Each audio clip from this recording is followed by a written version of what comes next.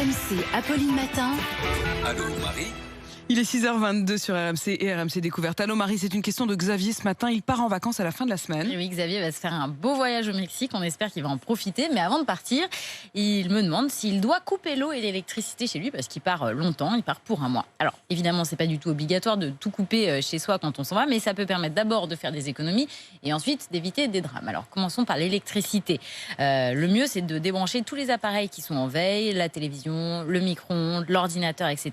Mais pas besoin forcément de couper le réfrigérateur, le congélateur, qui ont souvent un mode vacances qui leur permet de réduire leur consommation au minimum. Si vous préférez quand même les débrancher, c'est possible, mais évidemment, il faut bien les vider et laisser la porte ouverte. En tout cas, si vous débranchez tous vos appareils électroniques, l'électroménager, que vous mettez votre frigo au ralenti, vous pouvez faire de vraies économies.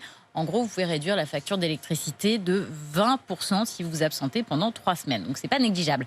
Et puis, il est aussi recommandé de couper l'eau avant de partir. Même, d'ailleurs, pour un simple week-end, ça permet d'éviter la mauvaise surprise au retour, comme un dégât des eaux ou une inondation. Il suffit de couper l'arrivée d'eau générale du logement, ou alors vous le faites de manière individuelle, pour les toilettes, le lave-vaisselle, la machine à laver, etc. Ça, c'est, par exemple, si vous avez demandé à un voisin de venir arroser vos plantes pendant votre absence, voisin qui serait bien embêté si vous avez tout coupé avant de partir.